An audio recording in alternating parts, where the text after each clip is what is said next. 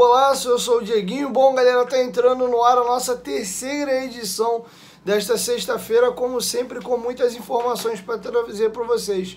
Antes disso, ó, dedo no like no começo do vídeo, que já me ajuda bastante. Se for novo aqui no canal, já se inscreve, ativa o sininho das notificações e segue a gente também lá no Instagram.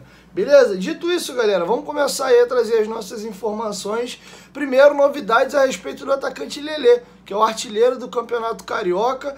Informação do GE é a seguinte: o jogador teve sondagens aí do Dinamo de Kiev da Ucrânia, teve também sondagem do Grupo City, mas proposta preto no branco ainda não teve. Com isso, o Vasco se aproximou muito da contratação do jogador. A tendência é que o Lelê chegue por empréstimo depois do Campeonato Carioca para o Vasco da Gama. Inclusive, Abel Braga é amigo de um dos diretores do Itaboraí Profut, que inclusive é quem tem os direitos econômicos do jogador e o emprestou ao Volta Redonda. Eles estiveram no CT Moacir Barbosa conversando para essa possibilidade de acerto depois do estadual, tá? E eu vou inclusive trazer para vocês um trecho da entrevista que o Lelê deu. Hoje ele participou do programa SBT Esportes Rio e confirmou a proposta e a conversa com o Vasco. Inclusive ele vai confirmar que quem o procurou e perguntou como é que estava a cabeça dele foi o Paulo Brax, e nessa mesma conversa ele revela também sondagem de outras equipes do Brasil, que ele cita o Bahia, que é o Grupo City, como eu mencionei para vocês, Atlético Paranaense, e também teve uma outra equipe agora que me fugiu o nome. Então vou deixar com vocês agora o próprio Lelê, na participação dele, entrevista que ele deu exclusiva aos companheiros do SBT Esporte Rio, comentando essa situação dele com o Vasco e de sondagem de outras equipes. Eles estão conversando, sobre essa possibilidade. Ele veio conversar comigo, perguntou como é que está na minha cabeça. Eu falei, minha cabeça está boa, e no momento eu estou bem focado no Volta Redonda, né, de conquistar os objetivos. E depois do Carioca, a gente vai conversar sim, vamos sentar para conversar, para poder resolver o futuro e entregar na mão de Deus. Vai ser o que Deus quiser, vai ser da vontade de Deus. Quem foi conversar com você foi o Paulo Brax, do Vasco? Sim, isso. Eles tiveram uma conversa, se eu não me engano, com o pessoal do Bahia, né, com o pessoal também do Atlético, mas não, nada concreto, né? Eles conversaram por alto comigo, até porque eu não sentei para conversar sobre esses assuntos ainda com eles, mas eles disseram que tem alguns clubes bem interessantes no Brasil, clubes grandes, e conversaram, entraram em contato com eles. Eu disse para eles que eu estaria bem focado aqui e que isso eles poderiam me falar depois, poderiam conversar sobre isso comigo depois, mas acredito que sim, né? Mas é continuar trabalhando para poder conquistar grandes coisas e depois do campeonato é a consequência, né? Deus tem o melhor para mim, eu sempre disse, eu creio nisso. Continuar trabalhando para poder acontecer o melhor na minha vida. O Atlético que você disse é o paranaense ou goianiense, ô Lelê? Ou mineiro? Ou mineiro? O paranaense.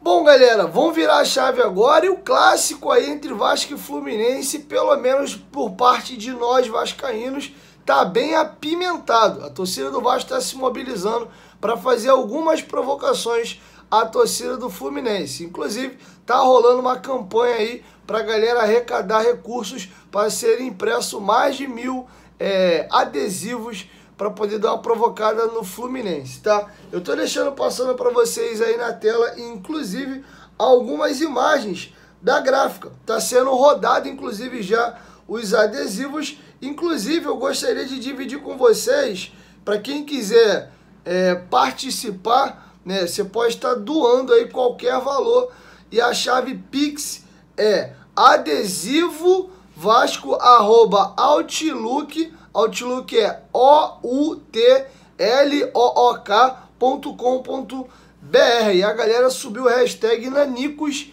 com C maiúsculo aí. Provocação normal, brincadeira, zoeira de futebol faz parte. Então a galera aí tá dando uma provocada no Fluminense, tá bom? Então caso a torcida do Fluminense faça alguma coisa do outro lado também, devemos levar na brincadeira, tá? Eu acho que as pessoas mais sensatas conseguem viver a vida mais leve dessa forma. É futebol, eu acho que a picardia, sem descambar para violência, ela é sempre saudável, tá bom? Para finalizar a entrevista coletiva do técnico Maurício Barbieri, gostaria de trazer para vocês alguns temas aqui. Como, por exemplo, ele foi questionado sobre esse duelo aí com o Fernando Diniz. Dois técnicos da nova geração têm estilo de jogo similar, né? O Diniz gosta de ter a bola, marcar pressão, o Barbieri também.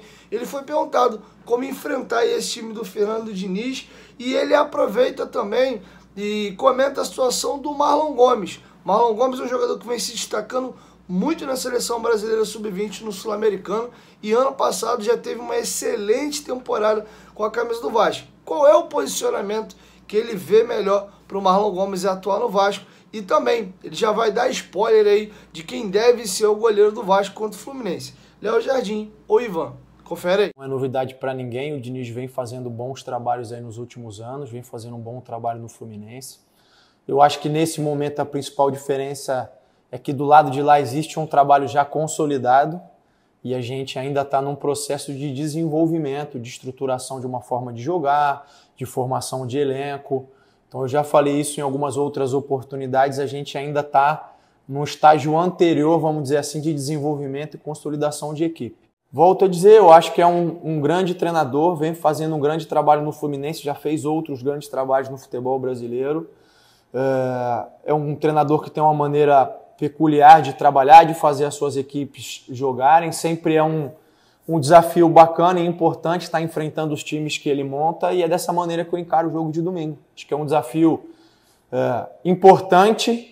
E do lado de cá a gente está fazendo de tudo para se preparar da melhor maneira e poder surpreendê-los. Olha, o Marlon vinha fazendo um sul-americano espetacular. Eu digo vinha porque me parece que ele sentiu uma lesão, é algo que preocupa a gente, não é o que a gente gostaria. O meu desejo seria de poder estar contando com o Marlon, mas é claro que a gente entende a importância dele defender a seleção, não só para ele pessoalmente, mas para a seleção também e para o Vasco. Acho que é uma valorização do trabalho de todo mundo que está aqui. O Marlon atuou na temporada passada muitas vezes aberto, eu acho que é uma função que ele pode exercer. Comigo no início aqui da preparação ele também chegou a jogar assim, mas eu acho que ele rende mais por dentro, seja numa função um pouquinho mais recuada ou até mais à frente. Por característica, eu acho que ele, em princípio, se adapta mais por esse jogo interior. Mas volto a dizer, a preocupação agora é ver qual é a extensão dessa lesão, quanto tempo vai demorar para o Marlon ter condições de estar com a gente novamente. Em relação aos goleiros, o Léo estreou muito bem contra o Nova Iguaçu. O Ivan veio de uma sequência muito positiva. A tendência é que a gente possa dar um pouco, ou dar uma sequência ao Léo também, da mesma maneira que a gente fez com o Ivan. Mas são dois grandes goleiros, eu fico muito satisfeito de poder ter os dois à disposição. Bom, galera, para finalizar a nossa terceira edição do dia, o técnico Maurício Barbieri foi questionado como ele enxerga hoje o atual elenco do Vasco. Ele vai fazer um balanço do que o Vasco vem montando até aqui de time. Ele vai deixar bem claro que o processo ainda é tanto de chegadas como também de saídas. Manu Capasso deve estar desembarcando no Rio de Janeiro no domingo e será a 11ª contratação. Só nessa semana agora o Vasco negociou 4 atletas que deixaram o clube e tem também uma galera que já ficou pelo meio do caminho, logo assim que acabam os seus contratos ali entre novembro e dezembro. Vou até ver se eu levanto e faço um levantamento direitinho de toda a galera que saiu. Então o Vasco está nesse processo de remontagem de grupo e o Maurício Barbieri vai fazer um balanço do que ele tem à disposição até aqui. Eu acho que eu tenho opções, é claro que todo treinador quer mais opções sempre, né? E como eu respondi nas outras perguntas, a gente ainda está com esse processo em aberto ainda da formulação do elenco, as chegadas, as saídas, enfim. Eu acho que a gente tem um número de opções já, mas a gente está trabalhando para ter mais opções, para qualificar. Eu preciso conhecer mais os jogadores também. Muitas vezes a minha avaliação inicial pode ser de que um jogador cumpra uma função e o dia a dia, os treinamentos vão me mostrando que ele é capaz de ter uma versatilidade maior ou em alguns momentos até menor. Então ainda estou nesse processo de estar conhecendo os jogadores, estar conhecendo o que a gente tem aqui dentro ainda. Bom, galera, é isso. Essas são as informações que eu tinha para trazer para vocês nesse vídeo. E amanhã, entre meio-dia e meia, a gente chega com a nossa primeira edição, beleza? 1, 2, 3, futebolaço, tamo junto, família. Qualquer momento, quem volta mais, tamo junto. Valeu, fui!